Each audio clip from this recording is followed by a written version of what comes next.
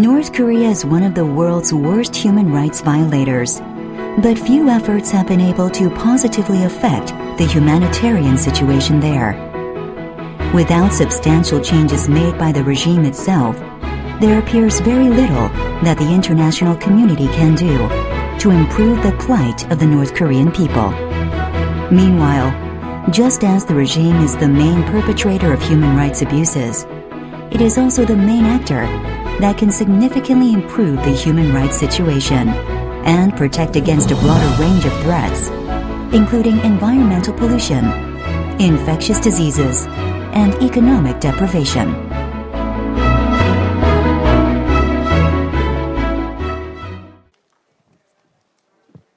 The Los Angeles Times and author of Nothing to Envy, a book about real lives in North Korea.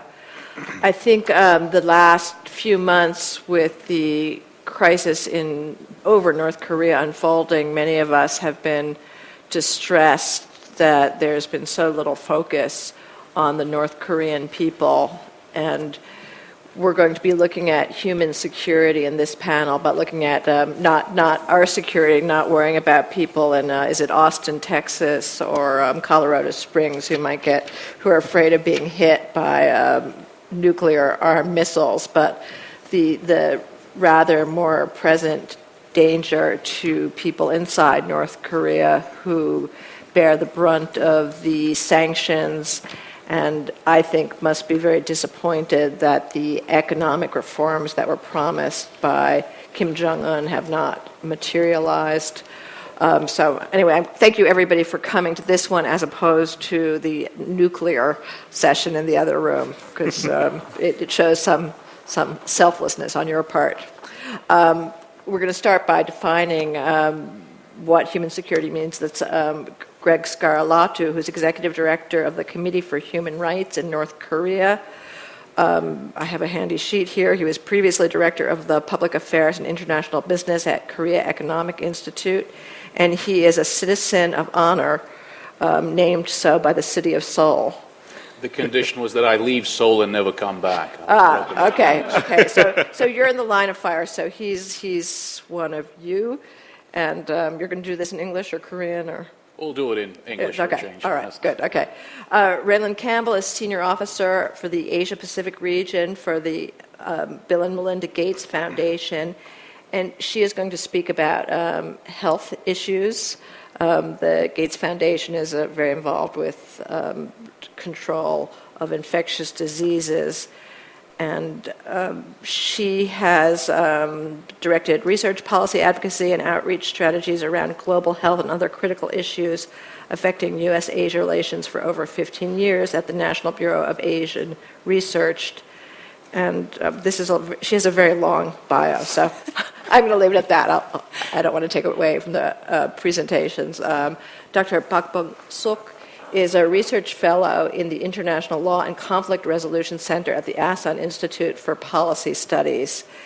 And he is going to talk about human rights in North Korea. Have we not heard about human rights much lately? That whenever there is a nuclear crisis, human rights seems to fall by the wayside. And we also have Abraham Kim here. I don't have a bio, but you are with the Korea Economic Institute. Korea Economic Institute, and I think Vice President there. Vice President. Yeah. Okay, we'll speak. Yeah. You know what? He can introduce himself. Sure. He's a grown up. So. Vice President of Korea Economic Institute. Okay. That's good enough. All right. We'll start right in. I think looking at the timing, I think you have 7 minutes each. So, be happy that it's 2 minutes longer than in other sessions. That's how much people think of human security inside North Korea. But go ahead.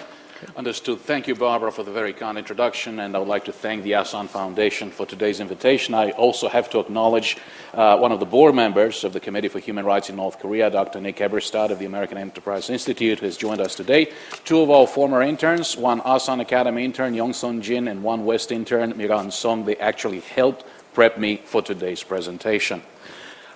Speaking of human security at the simplest level, premature and unnecessary loss of life is perhaps the greatest insecurity in life.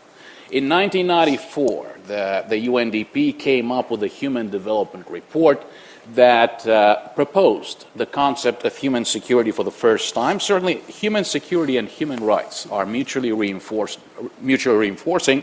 Human security came as the result of a convergence of factors at the end of the Cold War, while human rights goes back to the days of the Enlightenment and then the system put in place after two great cataclysms ravaged the 20th century. I would like to begin by saying that human security should by no means be employed or be misused to avoid a frank, honest discussion of the human rights situation in North Korea. Once again, the two notions are mutually reinforcing, and human rights provide the connection amongst the 7 elements of human security that the 1994 UNDP report identified: economic, food, health, environmental, personal, community, and political security.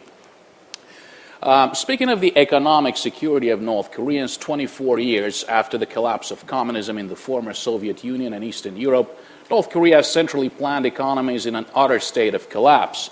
What still works is what one of our non-resident fellows, Mr. Kim Kwang-jin, called North Korea's palace economy, North Korea's royal palace economy that produces the hard currency for the Kim family regime.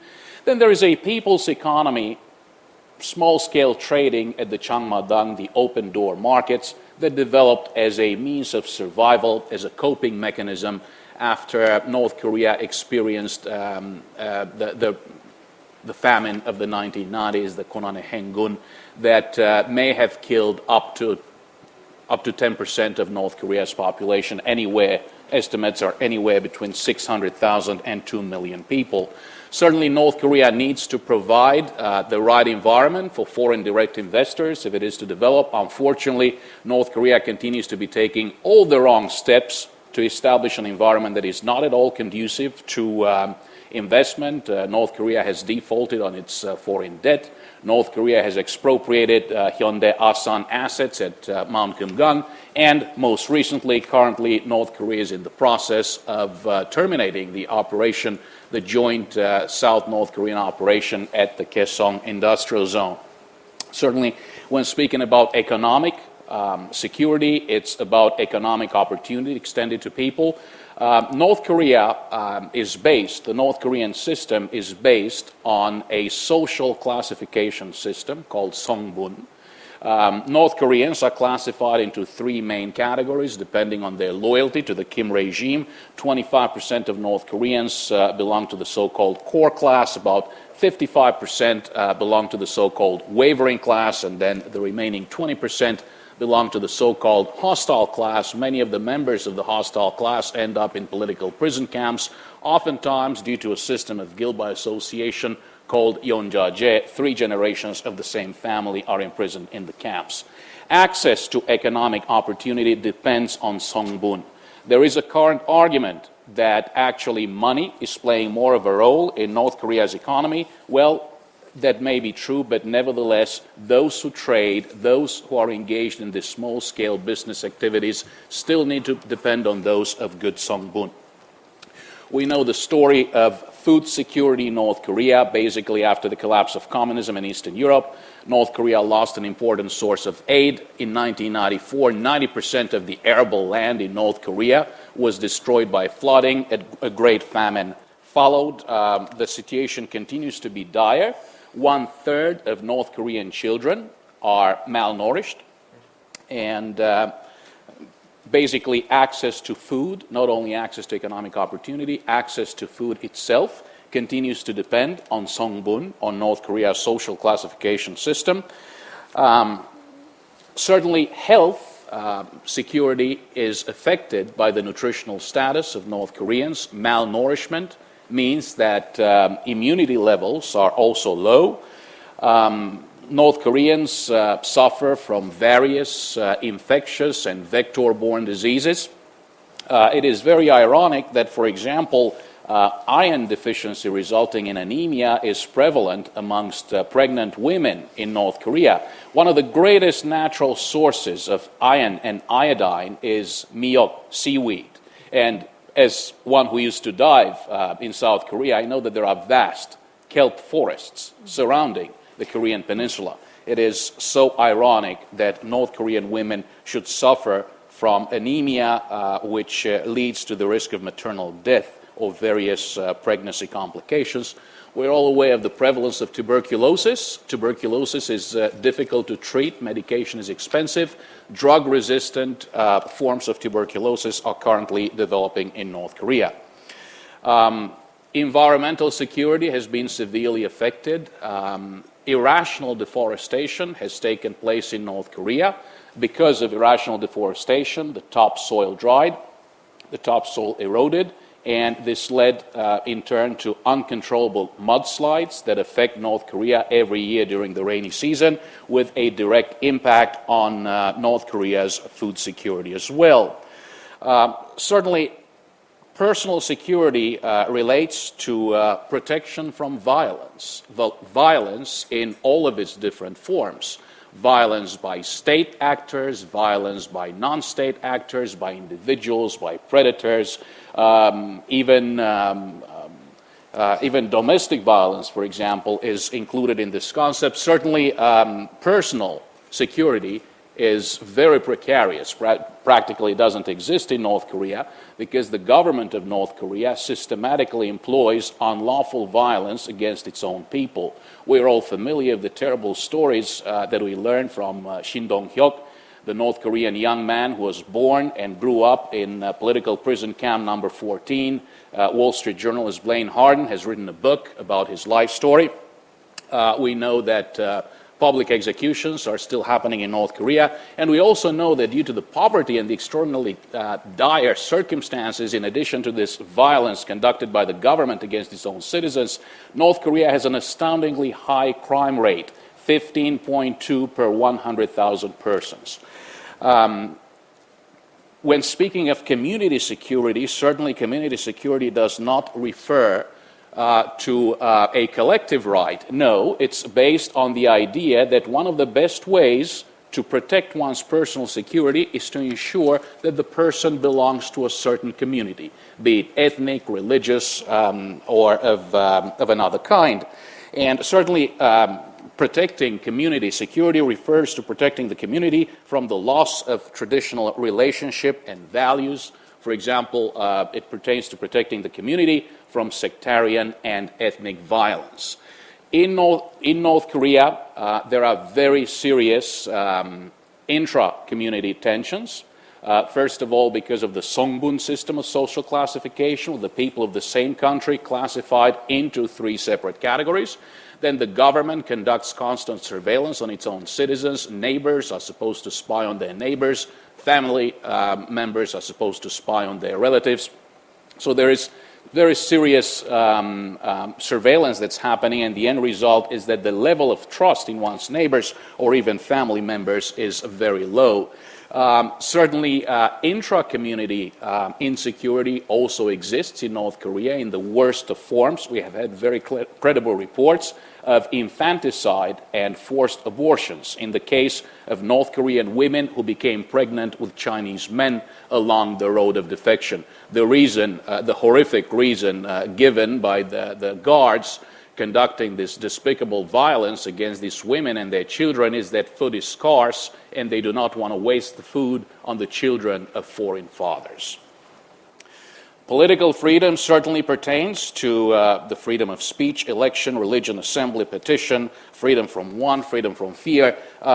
Although North Korea has ratified the International Covenant on Civil and Political Rights, the International Covenant on Economic, Social, and Cultural Rights, it is bound by the UN Universal Declaration on Human Rights as a member of the United Nations. It has ratified the Women's Convention, the Children's Convention. Each and every conceivable human right is being violated in North Korea. Is there a way out of this situation? There might be a way out of the situation. A question I hear all the time, isn't engagement the answer to North Korea's problems? I'm not going to mention the nuclear issues. I know you're not here to listen to us talking about the nuclear issues. The answer is there are vehicles that are already available. North Korea hasn't submitted a report under the Universal Periodic Review Mechanism, under the UPR mechanism, since 2004. There is a UN Special Rapporteur on Human Rights, Mr. Marzuki Darusman, former Attorney General of Indonesia. He has never been granted permission to visit North Korea and conduct a site visit. Grant access to the International Committee of the Red Cross. Grant access to other international agencies to assess the human rights situation. There are severe human rights violations. The political prison camps, they need to be taken off the table in complete, verifiable, irreversible fashion. The same goes with the issue of abductees. Full disclosure needs to be provided. If North Korea is to develop, if North Korea is to join the World Bank and the Asian Development Bank, for example, the next simple steps would be reducing the defense budget. North Korea's defense budget is way too high for this country to qualify for development assistance. They must collect their national statistical data. They don't have it. They have a very small, insignificant amount of relevant data. Third, allow adequate monitoring of projects, international projects. If they think that humanitarian assistance characters are being too intrusive, they should wait for the development assistance characters because the monitoring standards are much higher. Thank you. Okay. Thank you. Maybe let's go closer to the ground and start a little smaller. I think Kurt Campbell told us not to use the terms low-hanging fruit because the healthcare situation is very, very difficult, but I think there's some real, actually positive work being done there. Raelyn Campbell from the Gates Foundation. Yeah, and I would say I'm going to put a little bit more of a positive spin on things and try and be a little provocative in that sense, but mainly focusing on human security, North Korea, the situation there, some of the challenges, but also some of the opportunities that we as donors try and take advantage of. And I'll start off by saying that I'd like to talk a little bit about how we engage later on, because I think the Gates Foundation is known by name, but not necessarily by what we do, unless you're on the front lines or in a government that we work with directly. I'd also like to say that I'm going to qualify my remarks by saying that I'm not a North Korea expert. I have been a student of the region for many years, but one of my favorite lines pertaining to North Korea is that anybody claiming that they're an expert is either an idiot or a liar, and I would like to not be put in either of those categories. And then just kind of trying to keep this from getting too weedy on health, because I don't consider myself necessarily a health expert, and I suspect most people in this room cannot talk about the various vagaries of infectious diseases, and I don't want to bore you with these details. So I just want to throw out some thoughts to be a little bit provocative. And my first kind of premise of what I'm talking about is that relative to other countries, the health situation in North Korea is not that bad. And thus, in some ways, I think human security is irrelevant in North Korea. And I'll try and explain my thinking about that. But I think human security as a concept is a great ideal to aspire to. I think it fits within the context of broadening definitions of foreign policy and defense or in security. I think traditionally defense had been how we define some of those things, but it's really about defense diplomacy and increasingly development as a key aspect of foreign policy and security. And I think, a more integrated and comprehensive approach to health is the ideal that we should all aspire to. But the reality is that various factors, non-state actors, can often intervene and take advantage of where there are governance voids.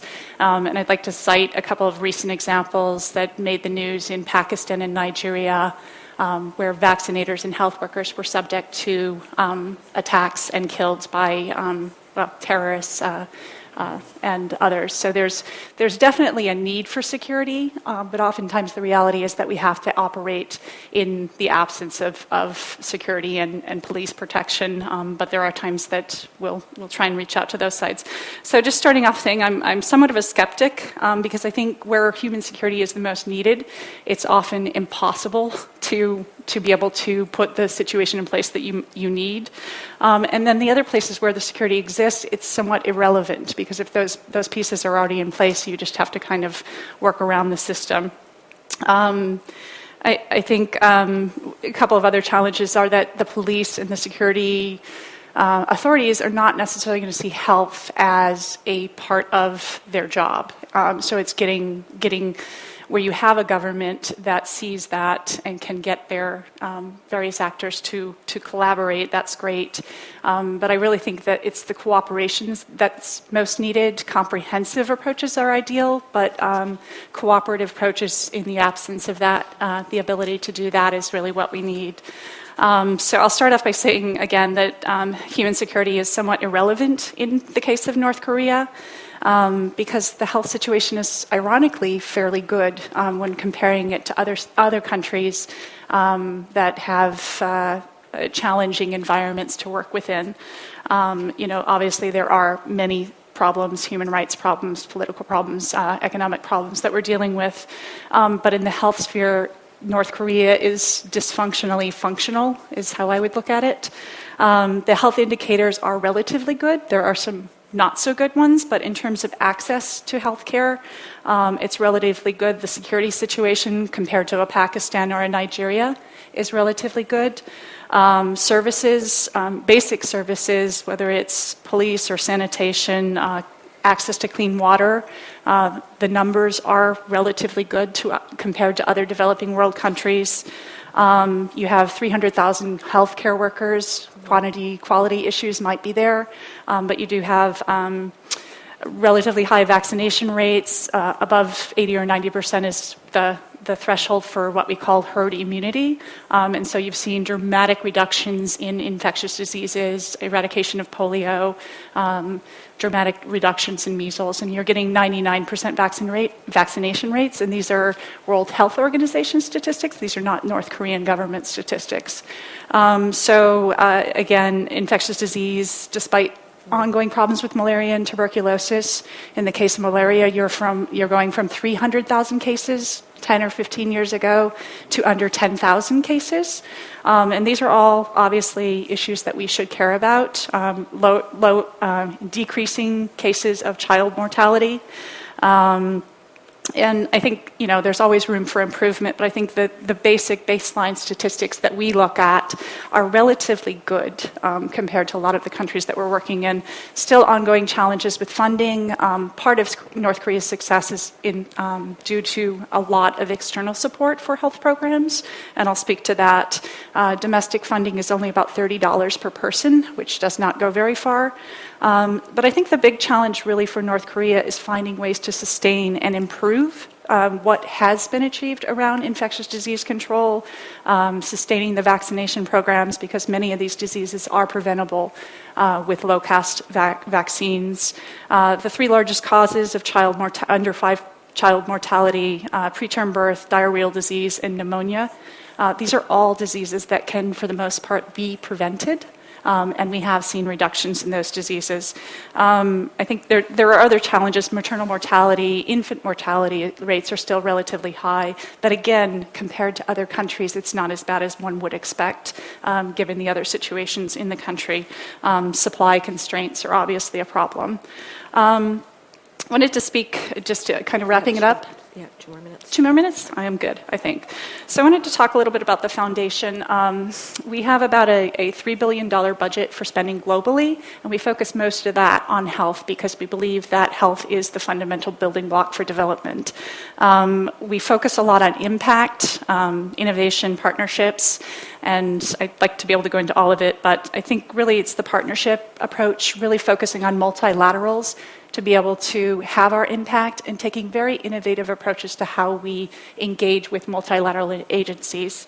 A lot of people talk in terms of human security, horizontal approaches across systems and vertical approaches to diseases, and I'd like to think that we operate diagonally, and I won't have time to go into that, but basically we like to partner with other donors, governments, to be able to pool our resources to amplify the impact that we can have.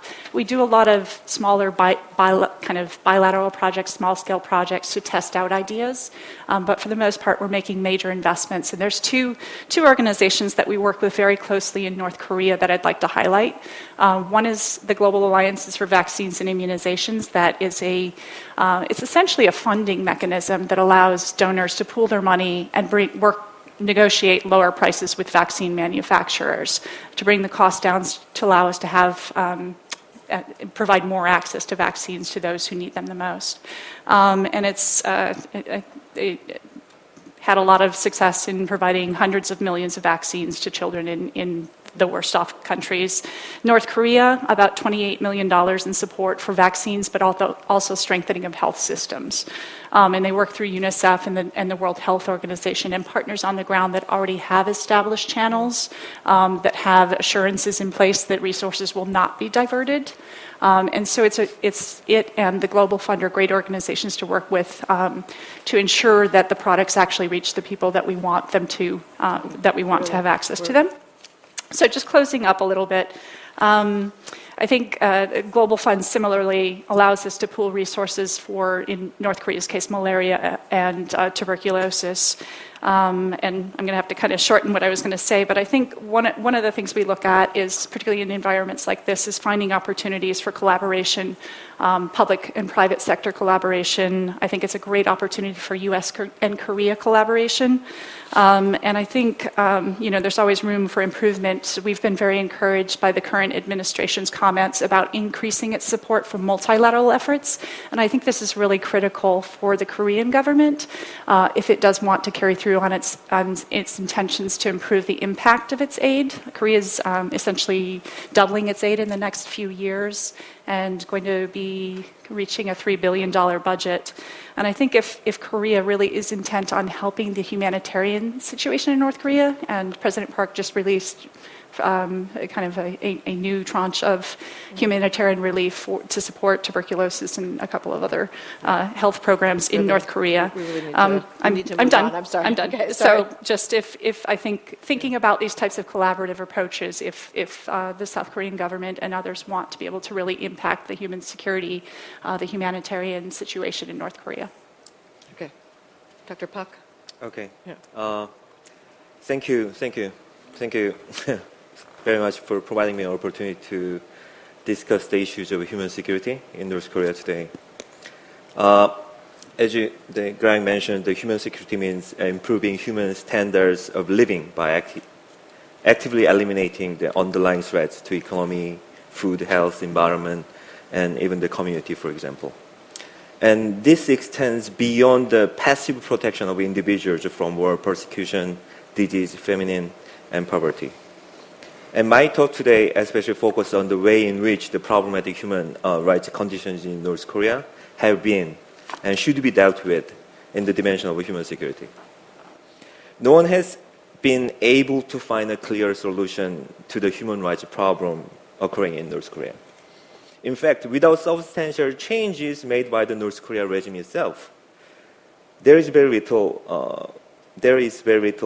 that the international community can do to improve the human rights condition of the North Korean people. We, however, should not assume that the collapse of the North Korea system will bring about the solution to these problems.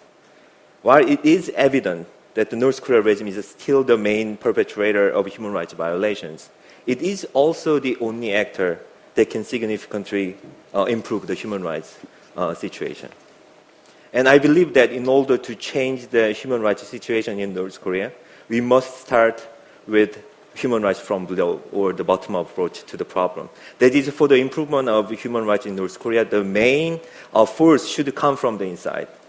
But the existing civil society and NGOs in North Korea appear to offer no threat to the government because the civil society is very weak and heavily controlled by the government. Therefore, it is necessary for the countries, governments, and the societies from the outside to support the expansion of the civil society groups in North Korea and mobilize them more effectively.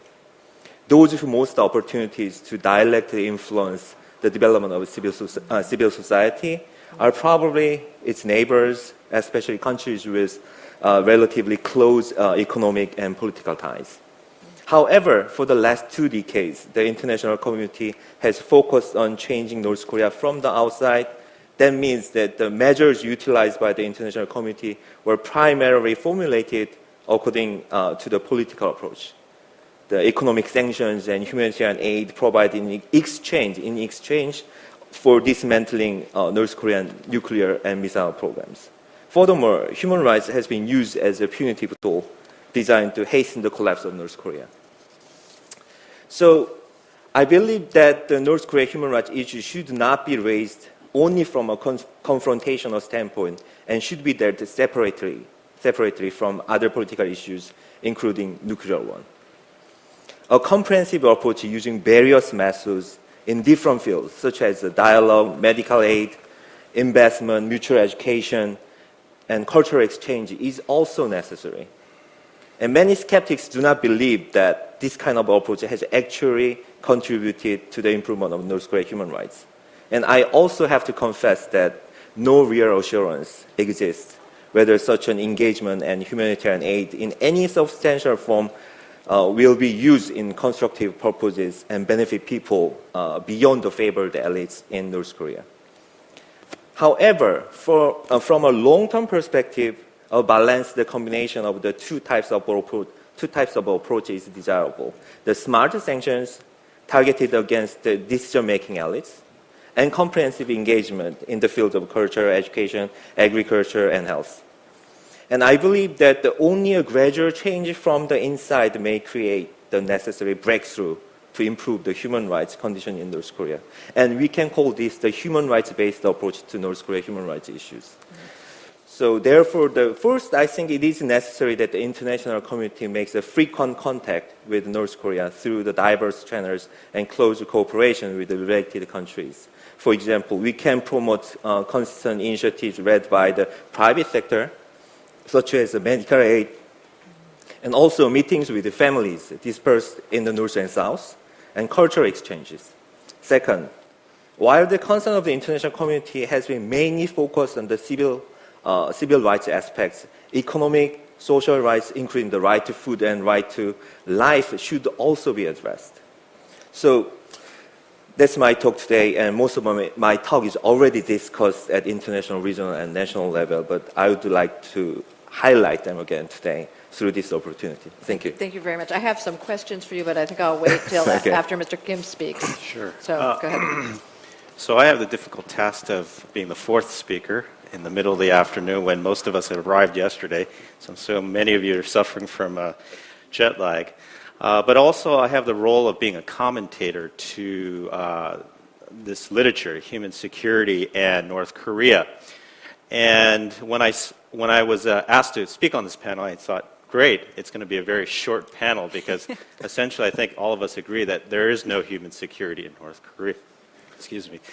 But all joking aside, I think there is a large segment of North Korea's population that is suffering tremendously, and we have to remember that. And I think that's the important point here, that we're talking about people. And two, they are the victims of an autocratic government and often victims of a geopolitical struggle between the North Korean government and the international community. I have four just basic thoughts, and they're primary commentary thoughts as I approach this literature, and I just want to share them with you. I think the first one is, and these thoughts are just for part of our discussion and some troubles that I have in applying the human security literature to North Korea from a conceptual, practical, and also a policy level approach. One, my first point is the concept of human security is too unwieldy. I mean, Greg greatly pointed out that there are multifaceted aspects of human security: food security, economic security, health security, environmental security, personal security, community security, and political security.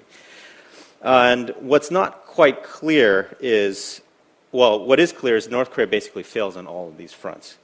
But what is not clear is that, you know, if it fails on all these fronts, it becomes too analytically, operationally, and strategically unwieldy. So how do you prioritize? What do you focus on first to deal with North Korea's human security problem? And which is the most critical to focus on? My second point, how do you improve human security when the host country seeks only to oppress? You know, there's a difference between a weak state that lacks capacity to provide for its population basic needs and a country that deliberately seeks to abuse its people. So in an oppressive country, you can't promote or develop long-term structural improvements to deal with these human security issues, such as better governance, instilling positive norms, or developing critical processes to protect human security issues. And then we run into another problem, or possibly a dilemma. By promoting human security of citizens in an oppressive society, are we inadvertently perpetuating a political system that needs to be either brought down or to be reformed or forced to be changed? And then there's another dilemma. By seeking to punish oppressive regimes through sanctions because they're building nuclear weapons, and then on the other hand, trying to promote human security of an oppressed society, are we promoting countervailing policies that contradict each other? One example of this that I read is, for example, the sanction efforts in North Korea against its financial structure. For example, North Korea's foreign trade bank is a target of sanctions. From my understanding, from my reading, this is the last foreign exchange bank within North Korea. But oddly enough, this bank also facilitates the international transactions and transfer for the World Food Program and European humanitarian NGOs and even European embassies that are functioning in Pyongyang. Without access to these banks, the European NGOs have to go into Pyongyang with suitcases of cash to deal with these humanitarian efforts. So this is one example of policies having countervailing impact on each other. The third point that came up as I was kind of putting my thoughts together is an important question about South Korea's role in this. Can South Korea really spearhead the solving of North Korea's human security problem? I think the popular notion out there is that South Korea, because of its similar cultural background as with North Korea, low linguistic barriers, and even a common national identity and historic connections, make South Korea the obvious player to help North Korea address its human security issues. But we also need to remember an important dynamics that lay at the core of North-South Korea relations. These are two countries sharing a common national identity, but competing for legitimacy, competing to be the ultimate power over the Korean Peninsula. So allowing South Korea a visible lead in addressing North Korea's shortcomings and restoring it is nothing short of capitulation and undercutting North Korea's long-term legitimacy. So essentially showing that Chuche ideology and this whole military-first ideology has failed. So will North Korea allow South Korea to address its human security issues? And fourth and finally, I think we had, throughout the morning, we had talked about this linkage between domestic politics and international politics. I'd like us to think about how South Korea's domestic policy may impact how we address North Korea human security in the future. It's worth thinking how South Korea is dealing with, for example, its social welfare issues today in South Korea, and what it means for reunification in the future. The notion of, I know as part of the presidential election, there was a lot of talk about economic democratization. There's universal issues related to universal health care, assistance to elderly, universal children, primary education. But we also need to remember that these issues also have an impact for the future. We need to take another page out of the German unification case. What instilled fear and trepidation in West Germany, in the West German government when the wall came down, was not only the fact that tens of thousands of refugees from East Germany were coming to West Germany, but there was also a constitutional mandate that in the eyes of the West German government, there was no East German or West German citizen. Every German was a German. And therefore, they were responsible to provide the social welfare services to these East Germans when they came to West Germany. In other words, they had to deal with the human security needs of the East Germans as well. So that's something worth thinking about for South Korea, as they deal with their own these issues related to social welfare, but that may not immediately have connections to the issues related to reunification. But if you're dealing with citizens now and providing universal care, universal education, and these kinds of things, it may ultimately, if there is a unification in the future, South Korea will be responsible for providing those social welfare issues for North Korea, which will dramatically raise the cost of dealing with human security in the future. So, in conclusion, I just want to reemphasize my first point, which is we can't forget about the people that we're talking about. You know, it's easy for us to be sitting here in the Hyatt Hotel to talk about the problems of human security. But there is a bigger problem that perhaps we are not dealing with wholeheartedly. I mean, in the other room, they're talking about nuclear weapons, they're talking about traditional security issues, and those dominate our headlines. But we can't forget that from focusing on another crisis that lives with us and that may take many generations to deal with, which is the human security problems in North Korea to fix. So, we can't ignore these issues. It won't be simple, and they're very complex, and there's no easy solution. So with that, thank you. Thank you very much. Having cut off half of our speakers, we have an extra few minutes, so I will speak myself. My observations are not very academic. They're journalistic and a little bit flabby as a result. I can tell you anecdotes. I've been very interested in the question about what has gotten better, what has gotten worse since Kim Jong-il died in December 2011. In North Korea, it is actually a fast-changing country, and it seems to me that there's quite a bit going on. I'm based in Beijing now, and I go once or twice a year to the North Korean border, and it's just a great place to talk to people who came out of North Korea last week and get a sense of what's going on. I haven't been since October, so maybe some of you who work with defectors have more current information. My sense is that one thing that has gotten better in North Korea is that the crackdown on the markets has stopped, or at least it had as of last year. North Koreans are a little bit freer to buy and sell, provide for themselves, get out of their non-paying day jobs and collect firewood and herbs or make cake or tofu. And that has helped somewhat in terms of people's income. My sense is also that the overall food situation is not any better than it ever was. I think we saw a famine in the 1990s that leveled off, but my sense is that people are still chronically underfed. They never have enough to eat, and what they do have to eat is very low quality. North Koreans have told me maybe 1 out of 1,000 can afford to eat white rice regularly. I mean, as you know, because half of you are Korean, rice is food.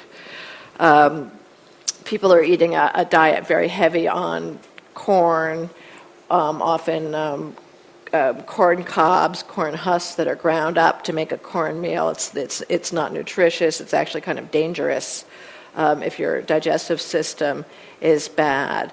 I've heard some very credible accounts recently about severe malnutrition in the military, and for all our talk about what the North Koreans spend on the military, the rank and file soldiers are hungry. I talked to a woman from Pyongyang, this was in October, who said her son had been discharged because he was so sick from the diet. He was a big guy, and they got just potatoes as their rations, and he couldn't live on it, and he was on the verge of death, and they discharged him, and she was trying to nurse him back to health. We hear a lot of these stories about the potatoes.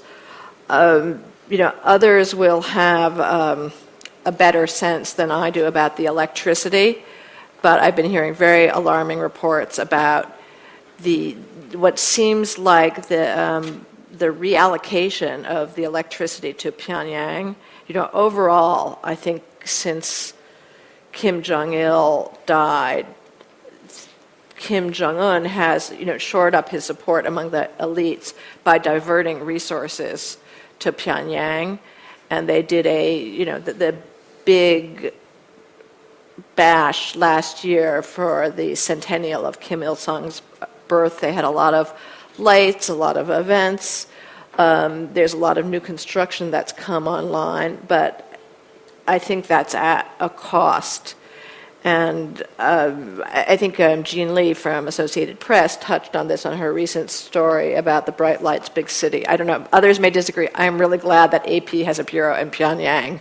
That's something else to discuss. But you have a lot of new glitzy stuff in Pyongyang. You have the Times Square style bulletin board above the train station using a lot of light. You have these very nice new apartment buildings that are illuminated at night. But from what I'm hearing, and again, people with access to satellites should know better, that Hamhung, Chongjin, electricity worse than ever. I talked to some people who came out of Hamhung about 2 weeks ago, and they said it was completely black at night, nothing. They were only there for 2 days. But, again, worse than ever. And I think this is part of a strategy to, shore up the core class that Greg was talking about at the expense of everybody else. North Korea is, the ultimate example of the country wrestling with guns v. butter. I think guns v. butter was Hermann Göring, and the way Kim Jong-il put it was, we need bullets, not sugar. But they're allocating a lot of resources to these weapons programs. They're allocating a lot of resources to the vanity construction projects in Pyongyang, and I think regular people are suffering. And again, my sense is, with each year, more and more people have some experience of China. They maybe, I think most of them come out to China to work, and then they go back in. There's not as much overall defection because it's so hard to get out. But, people know, and they're yearning for what North Koreans have described to me as a normal life. We just want to have a normal country. And I'm not even talking about human rights. I'm just talking about the very basic rights to, eat 2 meals a day. Let's not even talk about 3. I'm curious, for those of you doing rights, do you have any sense of things getting any better? Do you want to go? Yep. Yes, more than happy to answer that question. Things are not getting any better. To give you an example, we are currently collaborating with Digital Globe, a global provider of satellite imagery, to monitor the North Korean political prison camps. Camp number 25 in Cheongjin, North Hamgyong province, has increased 2-fold. Recently, Amnesty International worked with the same company, with Digital Globe, to take a look at Camp 14. Camp 14, where Shin Dong-hyuk used to be held, has also expanded, and it's spilled into the adjacent village. We can think of 3 main reasons why the camps have expanded. Number 1, the very aggressive purge that's been conducted since early 2009, as North Korea began proceeding with preparations towards the second hereditary transmission of power. Reason number 2, an intensified crackdown on attempted defections. In 2011, more than 2,800 North Koreans settled in South Korea, North Korean defectors. In 2012, there was a 46% drop, only over 1,500 North Koreans resettled in South Korea. The reason for that is not that things improved overnight in North Korea. There is an intensified border crackdown on the Chinese side of the border, more surveillance cameras. On the North Korean side of the border, more patrols. Patrols rotate more frequently to make sure that the brokers do not develop a relationship with the patrols or the border guards. The third possible reason is a downsizing of the camps that are close to the border with China. Camp number 22 in Haeryong, North Hamgyong province, is one of these facilities. The camp is close to the border. There is some Chinese business activity in the area. There are some Chinese tourists traveling around the area. Also, if prisoners manage to find their way to escape from the camp, it's easier to escape across the border and escape into China. So unfortunately, all indications seem to tell us that the situation of human rights under the Kim Jong-un regime hasn't been getting any better. Yeah. So, something that I've never been able to get a grasp on, or is it that there are fewer North Korean defectors in China, or there are fewer coming to South Korea? It seemed to me in the past that the South Korean government kept a very tight rein on how many came in, and that it was a controlled number. Under the previous and the current administration of South Korea, I don't think that has been too much of an issue. I think that the South Korean government has made good efforts to welcome and accommodate North Korean defectors here in South Korea. I've seen something very different among the defectors in the last few years. Most of the people I've met in China have been relatively well-connected, and a lot of older women, many party members who seem to have paid their way out. Sometimes they've gotten, family visit visas, and much fewer of the homeless children and the really poor. Is that reflected in the defectors coming to South Korea? What I Yep. What I noticed from the reasons to reduce of the defectors to South Korea is also the one reason what you mentioned, intensifying the border control, but the other reasons that when I did the interview with the defectors, they go out with China and North Korea, and they can get the money and economic the benefits through the businesses with China. So slightly there are not many the number of the people who don't need to come to South Korea because of the economic reasons. That's what I heard. Also, what you mentioned, is it any better situations in North Korea, especially related to the basic rights? As you mentioned, the malnutrition rates reduced, and the economic development gap between the regions in the North Korea. The gap of the economic development in the different regions in North Korea has reduced. So I think that's also the So factors you think there's been some improvement in terms of food? Yeah.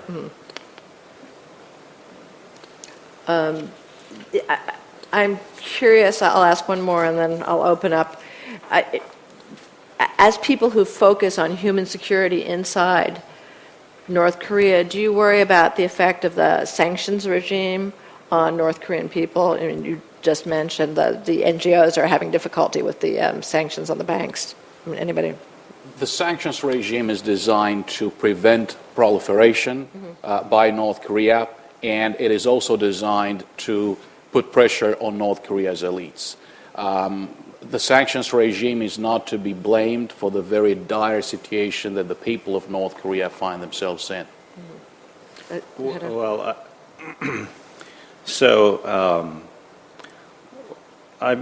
went to North Korea in 2011. I think that's when we first met Barbara, in Beijing. And one of the issues that I went in with a group of academics, and one of the things that we were looking for is the efficacy of sanctions. And we were looking at, I think you had recommended that we look at the women's shoes, their haircut, and how new the cars were, and different things like that. And we had interviewed investors, 2 foreign investors that were coming in. And basically, one of the questions we ask is, how has sanctions impacted your business and your investments? And basically, they told us that they chuckled a little bit, and they said, well, basically, we can get anything we want in Pyongyang. It just costs more. It takes a little longer. And so, and in terms of cars, relatively new, and in terms of hairstyle, the hairstyles you would see in Korean South Korean soap operas, and their shoes are, I'm not a professional in women's shoes, but I am married, so I know what decent shoes look like. So, I guess so. But it seemed apparent that these things were coming in, and people, the elites at least, were getting what they wanted, and so I think the efficacy is probably of question. So. Okay. I think we can take questions now.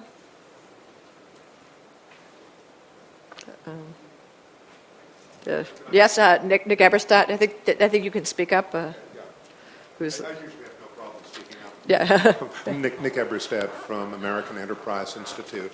I know my friend Raelyn Campbell was trying to be provocative a bit in talking about the health situation in the DPRK, but I wanted to offer just a cautionary comment because the question of what we know and how we know it really matters there. The DPRK has conducted only 2 national population counts in its history, the so-called 93 one, which was conducted in 94, and the 2008. Those are full of inconsistencies and internal contradictions, and the easiest way to explain those contradictions is to suggest that the regime was trying to hide the military in 93 and trying to hide the famine in the 2008 one. For what it is worth, if you take the figures at face value, the sorts of survival rates it suggests for older people, for people who were 40 or older in 93, is more or less like the survival schedules for Somalia, which is not like a super great health environment. The DPRK also has done its own nutritional surveys, which I think are terribly problematic. One of their early nutritional surveys suggested that the percentage of children subject to low birth weight, the prevalence of biologically high-risk low birth weight children there, was a little bit lower than the contemporary prevalence of Asian Pacific children in the United States of America, in which case North Korea should have been giving the United States food aid, right? They've done away with those low birth weight numbers. They've kind of suppressed that stuff. My point is that there are real reasons to be afraid that the North Korean government is politically manipulating or doctoring the data that we get on social and human indicators. And in fact, I think that should be our first assumption until proved otherwise. And the corollary to that is that outside partners who are working with the DPRK should be absolutely ruthless. They should be absolutely savage about insisting on new, independently collected data of their own. Thank you.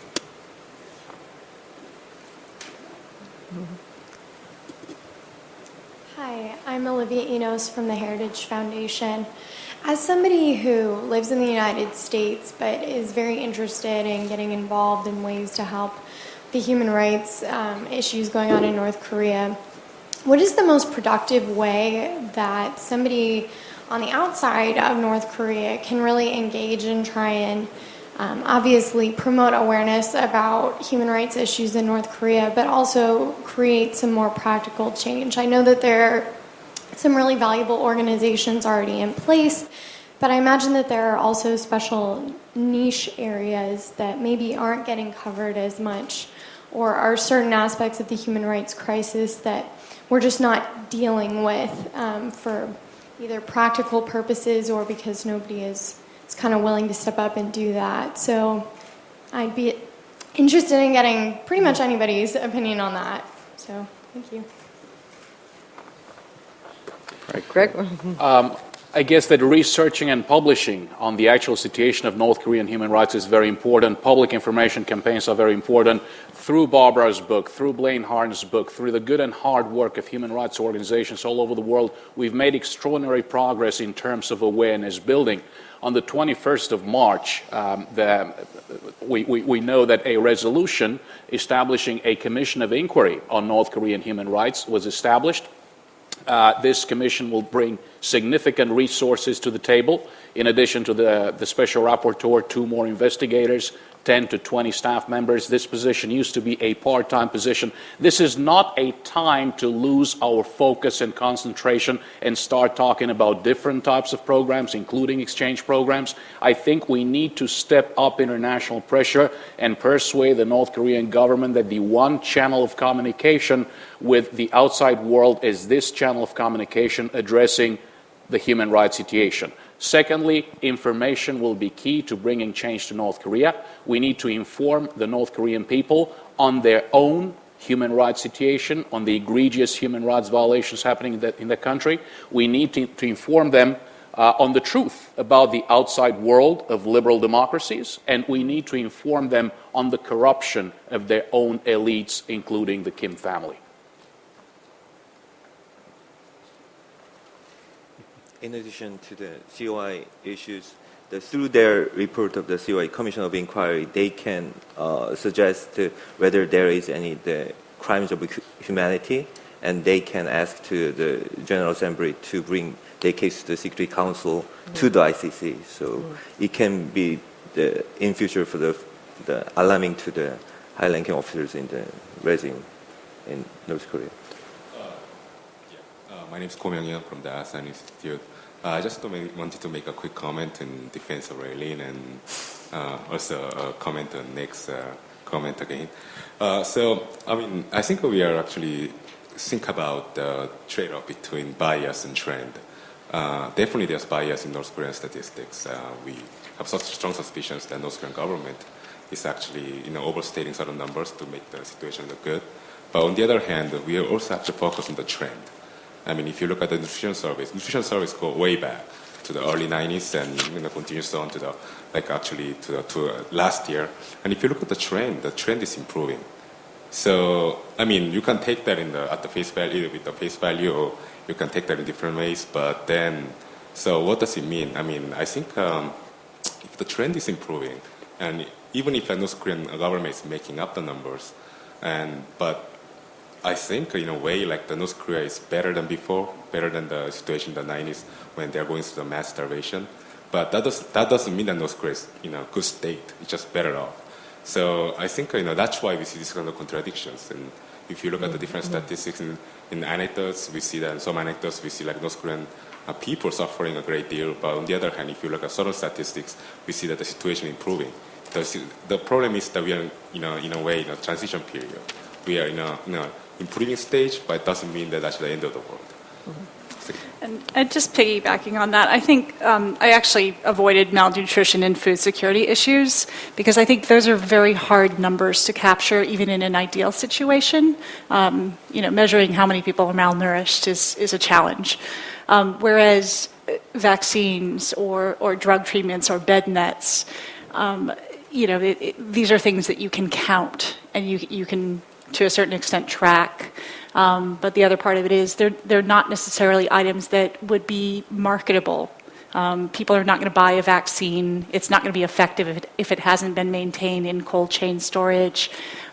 These are products that are very hard to divert for a government or other entities. And so if they're products with little black market value or regular market value, then they're not assured to get to their intended targets, but there's a much higher chance. And we're more reliant, and to a certain extent our partners are somewhat reliant on the government. But when you're looking at UNICEF or the World Health Organization or other UN bodies, they actually have people on the ground and can tell if measles outbreaks are happening and basically know that the statistics are not correct. Whereas malnutrition, as I said, is something that's really hard to track.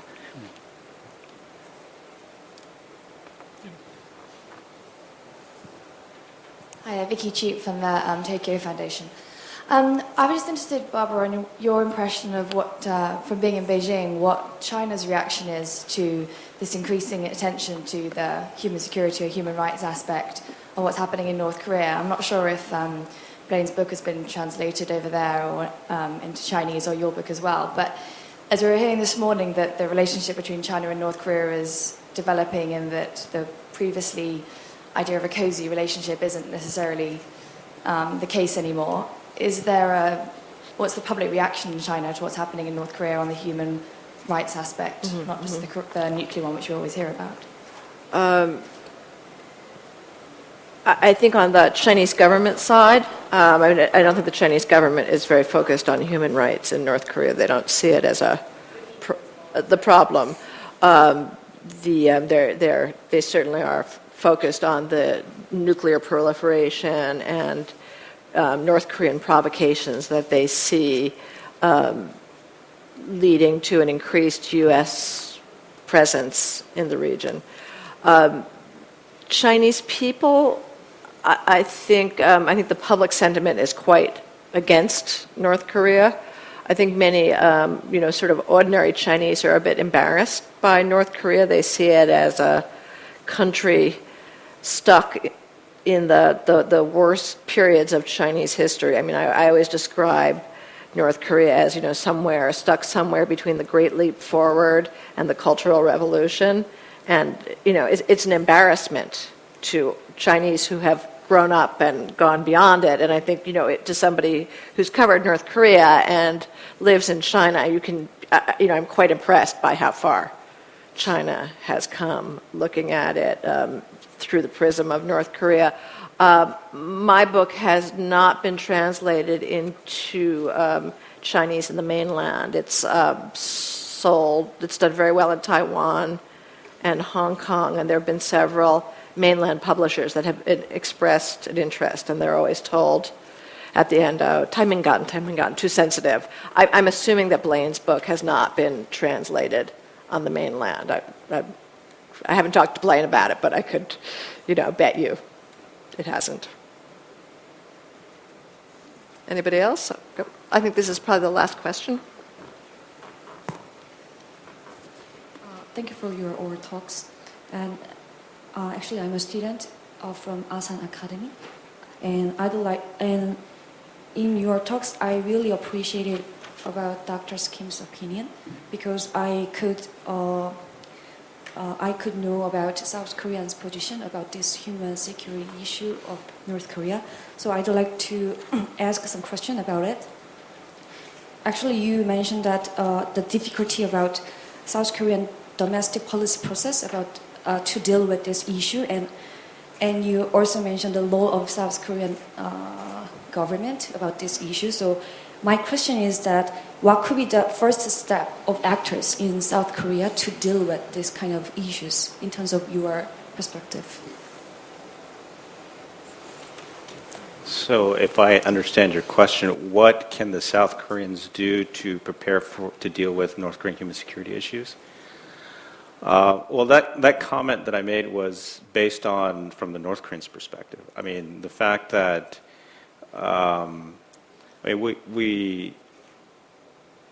I think in Washington D.C. and other places, it's people say, well, the South Koreans can take a lead in dealing with these issues. But what I meant by that is we often forget there's a bigger issue of the competitive legitimacy, I guess, or a competition of legitimacy, and there's a bigger kind of inter-Korean competition that's going on there. And so, of course, many South Koreans believe and want to take the lead, but from the North Koreans' perspective, would they want the South Koreans to take a lead and expose their people to South Korea, which is not the case. And so it makes it difficult from the North Koreans' perspective. Why would they accept the South Koreans to take the lead in doing that? Of course, they'll take the humanitarian efforts and things like that, but they'll isolate, they'll prevent. I mean, it's not by accident that Kaesong is an isolated special economic zone. It's not an accident that Kumgangsan is an isolated, was an isolated zone. And so,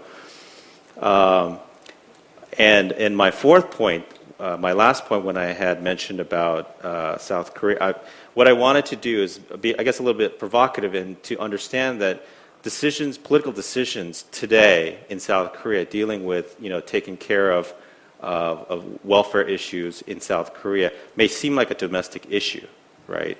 I know a lot of those issues were discussed during the presidential election, but but those may have long-term implications and may actually increase the cost of reunification in the future, is my point. Because if we use the example from the German case, for example, they had all of these.